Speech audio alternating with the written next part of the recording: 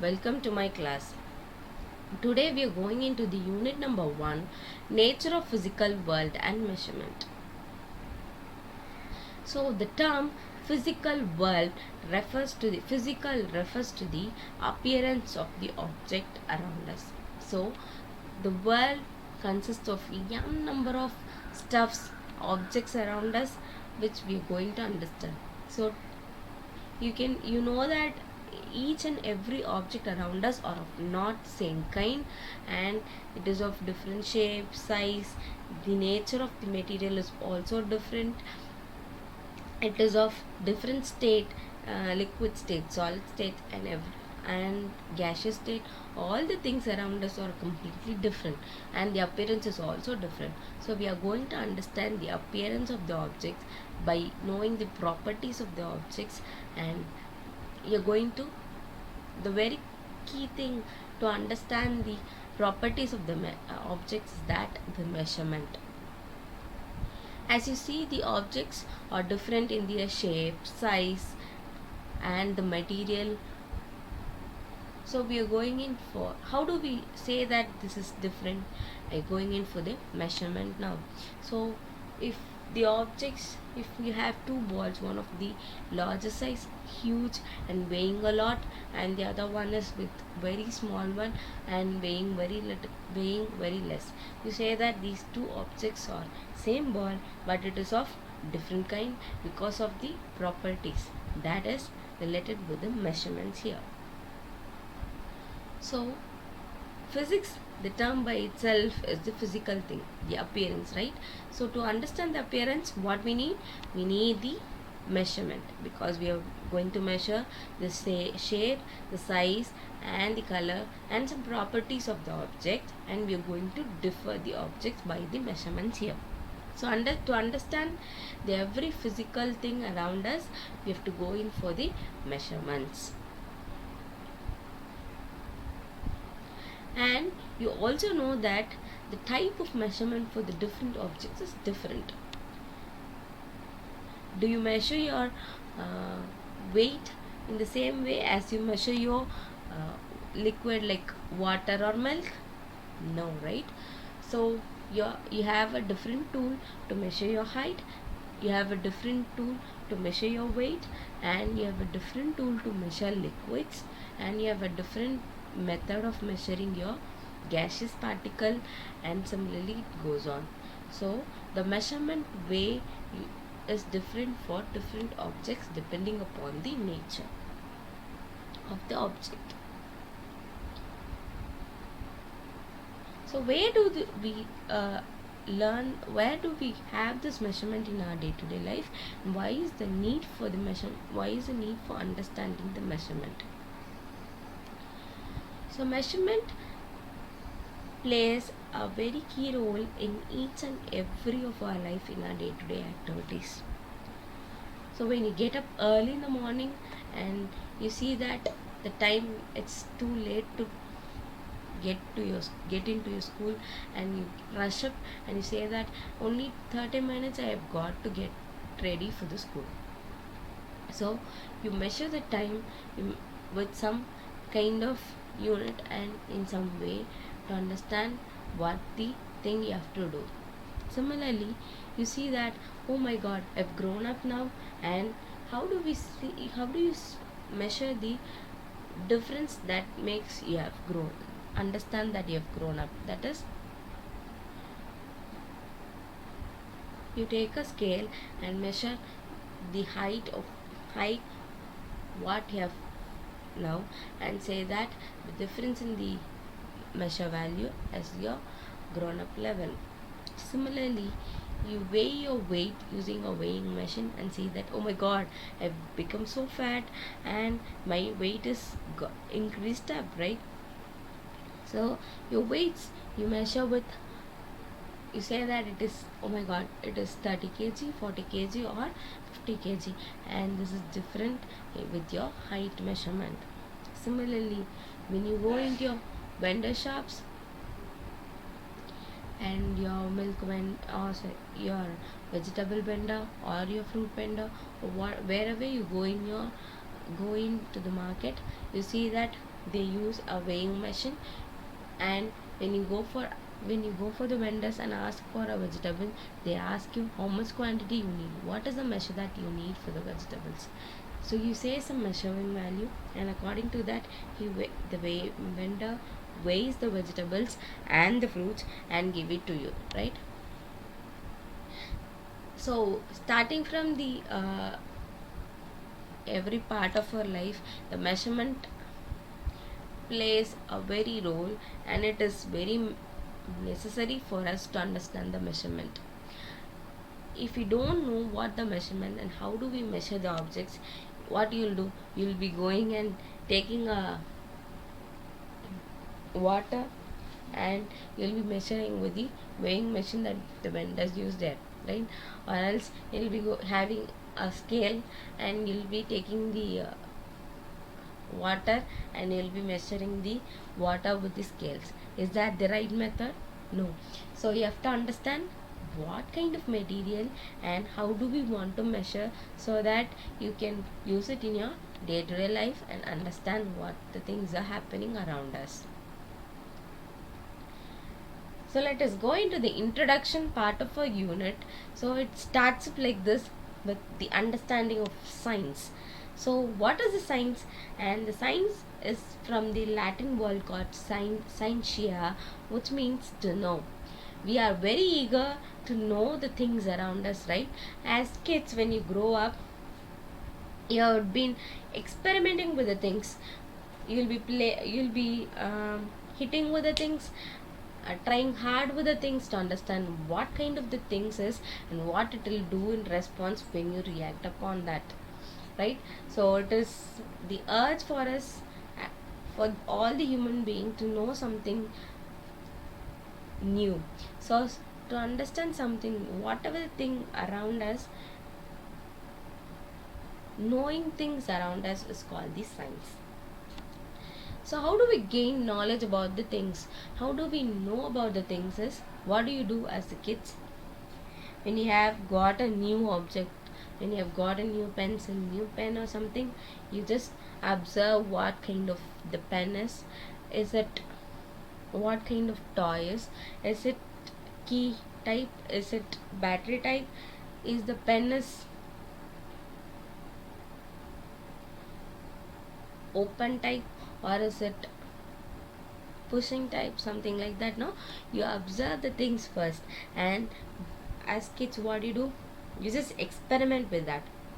You'll just open up the pen part, as part by part, and you'll see what is happening with the pen, and again you'll try to put it in the normal way, and you'll be going in with scribbling with the pens to understand what color it is and how it is writing all these things, and you will finally accept what the material is, right? So science is the systematic way of obtaining knowledge. And how do we do this? It is through observation with the objects, and then you'll keenly look into the object first, then what kind of experiments we can do with that objects, and then finally with the reasoning, okay, this is the type of object and this is how it works. This is called the science. The scientific method is that anything that comes into existence, that is, when the inventors, or when any discoveries are made, they go in for depth observation of the things around them, and they'll go in with this step by step procedure to go in to get a new discovery, right? So when you have a, as you know, when you have a flight has been discovered for invented for the first time, they did not go with the exact model what we have now, right? So they started with the very small things that they have around us, and they constructed the things, and they've experimented with the things. Then a step by step improvement has been made, and then a present model of the things, the flight or something, whatever it is, the present day's object is not as such what they have discovered, right? So they've made with the step by step improvement, and step by step introduction of the technologies, and they have built the objects. So scientific method is that always being with the step by step approach in study. First instead they'll go in with the studying of the natural phenomena of the objects and the laws of that particular object. So without understanding how the object will react, we cannot go into the any new thing to be introduced on that object, right? So whatever the things that we go in with the ball, you cannot do with the liquids. You cannot do with the water, right? So these are two different objects, two different laws it has. So you have to understand what the laws of the objects, and you have to study those objects, and then you have to observe those objects, you have to do experiments with the objects, and you have to go in with the modeling of the object. So this scientific method involves observation, experimentation, then qualitative and quantitative reasoning for the object, and how much quality of the object is, how much quantity the object weighs. According to that, what kind of things that we can do upon the object. So you cannot go in with the same kind of thing that you do with the small ball than that of the way one with the iron ball, right? Because a plastic ball, a small plastic ball, you can just push it off very easily, but you cannot do that with a huge iron ball. So the qualitative and quantitative thing that makes the difference, a huge difference with the objects. So you have to understand the qualitative and quantitative thing, and you have to go in for the mathematical calculation. If you want to push the object, if it is an iron ball, it is weighing huge, it is a huge thing, and it is weighing higher, the quantity is higher, that much amount of force you have to apply so that to move the object. Similarly, if it is a small plastic ball, it is weighing very much lighter, then a very small amount of force is enough to move the object there to some particular point. So you have to calculate all this in your mind, and you have to work on the objects. For a simple thing, for like a ball, you have to go in with the mathematical understanding, then and imagine with the discoveries and inventions. So you have to go in with the exact calculation of the model to design the model and make it work. And we have also going with the prediction and verification of the objects. For any falsifications is there with the theories that we have applied, and then it has to be corrected accordingly, and then the perfect model of any new scientific thing, any new object has been come into the existence. For an example, the scientific thing that we understand is, consider a metal rod that is being heated.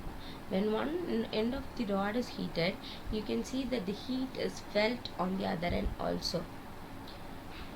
So you'll be having a number of questions how this happened.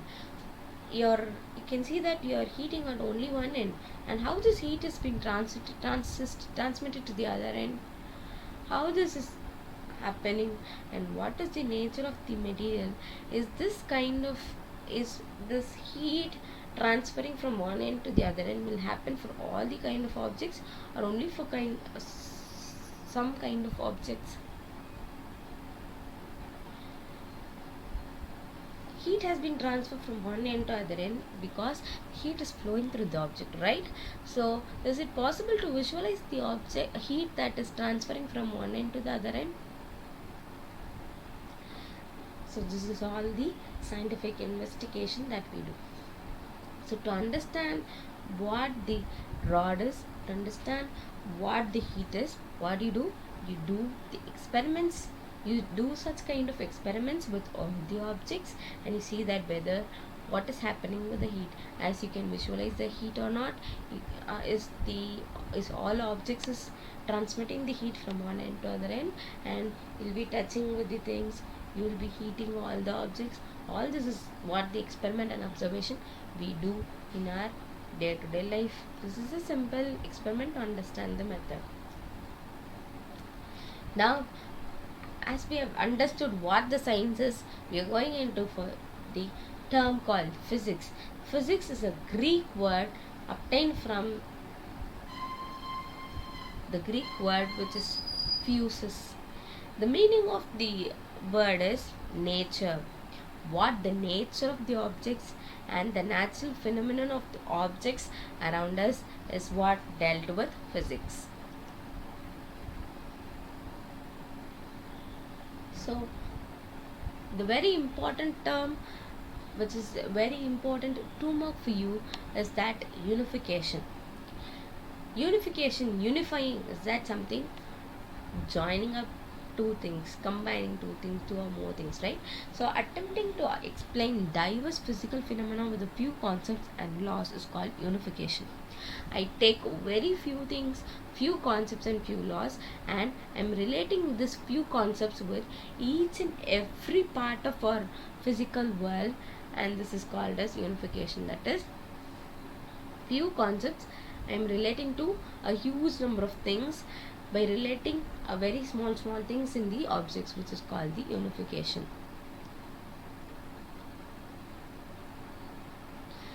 Newton, for example, Newton's universal law of gravitation explains the motion of freely falling body towards the earth, motion of the planets around us, and motion of the moon around the earth, thus unifying the fundamental forces of nature. Actually, the gravitational force something relates the gravitational Newton's law of gravitation is only for the gravitation of earth he discovered, right? But with that gravitational force, they have related the they have expanded the gravitational concept to the freely falling bodies and to the planets and moving of the planets around the sun and the motion of the moon around the earth. They've extended the things. Okay, gravitational force is something related to only earth, but they've extended up the same concept to understand the motion of the planets on sun and moon and the earth and all the things. So this is how it is called as unification. And then reductionism, the term itself is reduction, so you're going to reduce the terms.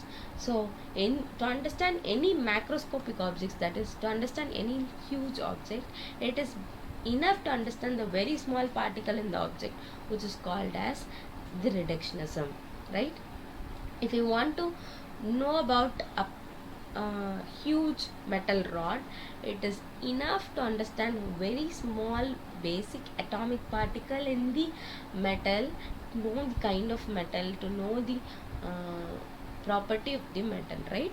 So to understand the macroscopic, that is the huge term, the whole rod, I'm going in for the microscopic constituent of the object, which is what kind of atom that metal has, and I'm going to understand the property of that particular atomic part of material, and I'm going to extend the whole thing for the whole material to understand, which is called as reductionism. Next, we'll move on into the topic of branches of physics. So physics is mainly classified into two as classical physics and modern physics. So classical is that term which relates to the ancient things, right? So physics from the beginning, it always deals with the mechanics. Mechanics is the motion, that is, as we know, motion is of two types, statics and dynamics, and the dynamics part deals with the kinematics and kinetics. So kinematics is the motion of the object, study of the motion of the objects. Again, kinetics is also the study of motion of the objects. One is dealt with the force of the motion, force that makes the object to move, and other one that does not deal with the force that makes the motion, right? Then thermodynamics, that is heat. Okay, then theory of gases, optics, electricity and magnetism, acoustics is about sound, astrophysics is about astrology, astronomy, right? Then relativity. So these are all the very old ancient things that we have to understand, because motion of the objects, heat, all these have been in existence from the beginning of our world, existence of the world. So it is the nature of all the objects that we have to understand, right?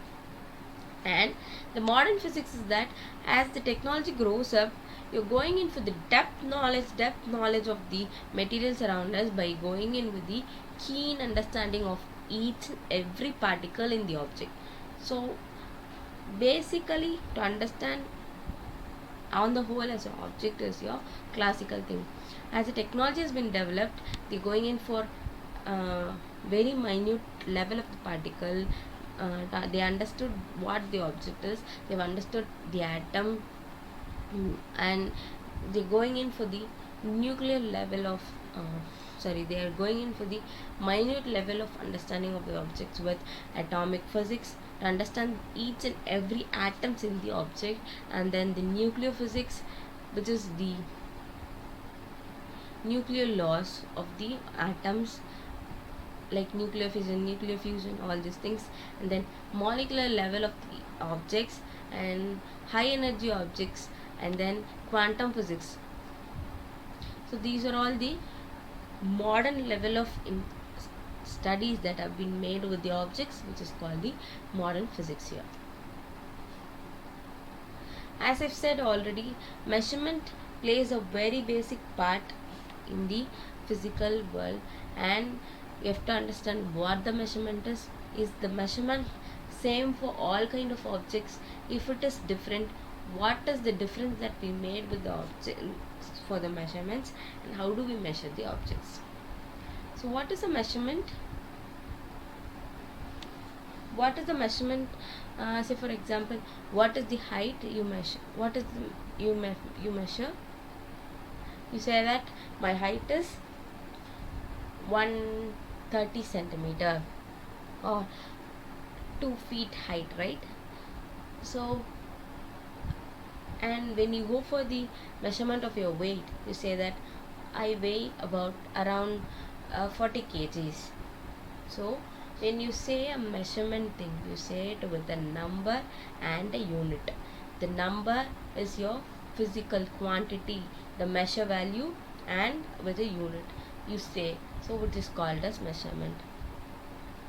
The measurement is that the comparison of any physical quantity with its standard unit is known as measurement.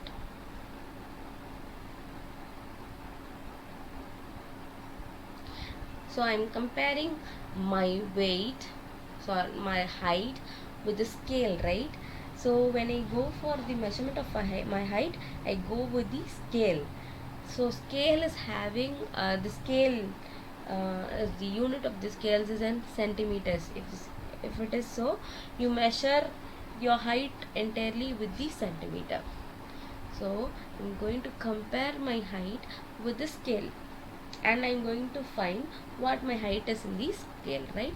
Without that, we cannot go in for the measurement. So physics is a quantitative science, and physics always deals with the numbers, which are the measurements of the physical quantities. As I said, physics is a quantitative measurable thing, and quantitative is that it is dealing with the numbers.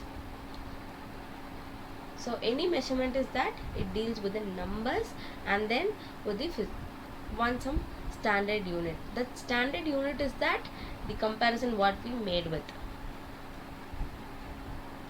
So what is the physical quantity? Quantities that can be measured in terms of which the laws of physics are described are called as physical quantities. The quantities can be length, mass, time, force, and energy. So etc. Any quantity that we measure as on the whole is called as a physical quantity. So there are two types of physical quantity. One is fundamental quantity and the other is derived quantity. Fundamental quantity or base quantity is that cannot be expressed in any terms of other physical quantity. That is, it is a base thing. You cannot relate with the other things, which is called as the fundamental or basic quantity. So some of the fundamental or basic quantities that length, mass, time, current, temperature, and luminous intensity. So length, see, when you go out, you can see that very basic thing that we come across is length, mass and time. Okay, so as I said, when you go for measurement of your house, measurement of your note, or whatever the thing, you go in for a scale and take a scale and measure, right, the distance. These are all common things that we face in our life, right? And similarly, when you go for the vendors, you go for the measuring your own weight, measuring the vegetables, measuring the milk, water, measuring fruits, whatever it is all mass. Okay, and then one more very basic fundamental quantity that we measure is time. In our day-to-day life, everything that depends on the time, we run with the time, right? So these are all very basic thing, and we cannot relate this with any other terms. So this is called the fundamental or base quantity.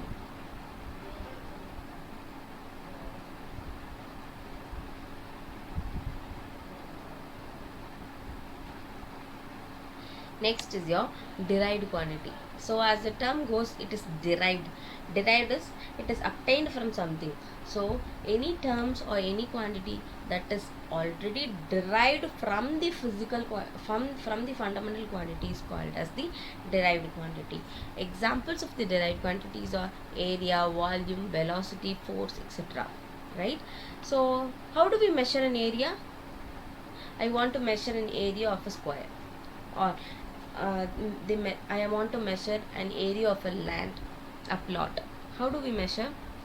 You take a scale, you take the measurement of the length of the plot, and then you go in with the other side and measure the breadth of the plot. Say for example a rectangular plot, you go in with the length measurement and then the breadth measurement, and you know the formula for area measurement as area is equal to length into breadth.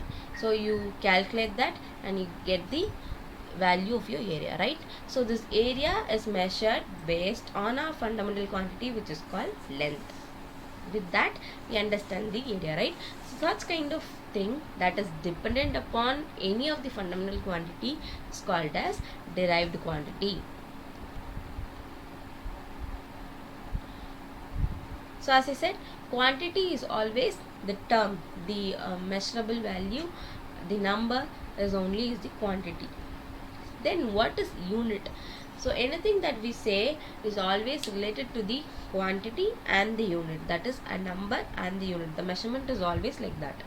So when you measure your height, you say that it is 120 centimeter, the quantity with the unit. If it is weight, it is 60 kg.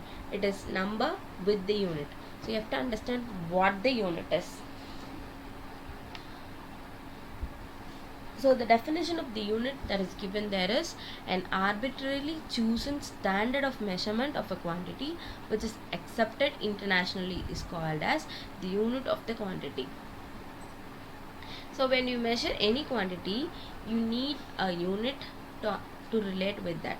This unit should be internationally accepted by all, so that if you say it is 120 centimeter, it has to be understandable for every part of the world, and they have to be able to measure and understand, and they have to find the equivalent value for that, which is called as the unit, that is the standard unit. Similarly, as we have fundamental quantity and derived quantity, we also have the units as to be fundamental units and the derived units.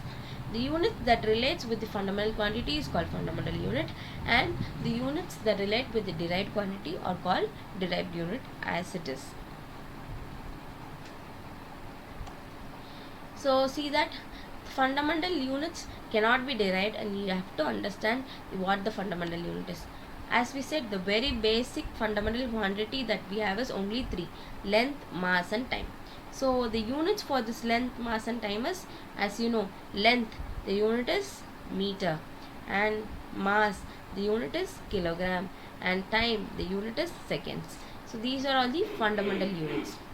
Other than the fundamental units, what are the things that we relate with the fundamental units is the derived units. As we know, area is a derived quantity, right? So area is nothing but length into breadth. So what is the unit for the area? It is, see, length into breadth. So it is length. For length the unit is meter, and for breadth again it is also similar to the length, which is meter. So the area is given by the unit meter square, which is derived from the fundamental unit. The units that we give for the measurement is different for different systems. So we have three different types of systems in which the units of the measurements can be given. So these three systems are FPS system, CGS system, and the MKS system.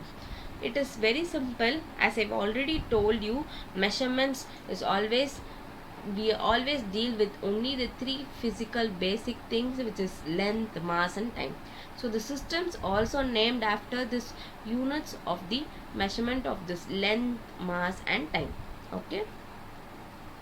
So FPS system, as it goes, see, F stands for foot, P stands for pound, and S stands for second.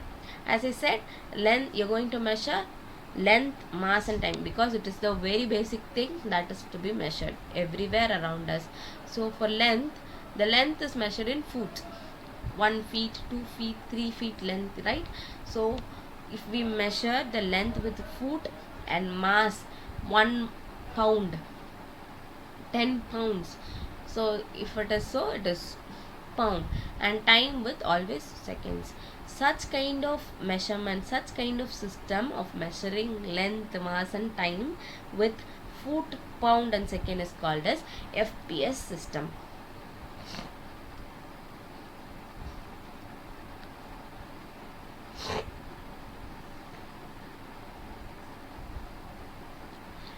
So this FPS system is the British engineering system of units that is followed by the British people. Next is your CGS system. As I said, CGS is also the terms of the units of length, mass, and time. C stands for centimeter, the unit of length. G stands for gram, the unit of mass, and S stands for second, the unit of time. This is the Gaussian system of measurement which was being followed. And then the final system is MKS system, which is what we are following in our day-to-day life in the recent times. M stands for meter, the measure of length. K stands for kilogram, the measure of mass, and S stands for second, the measure of time. So length is in meters. So as you say, you always measure the length with the meters, and mass or weight in kilogram, and time in seconds.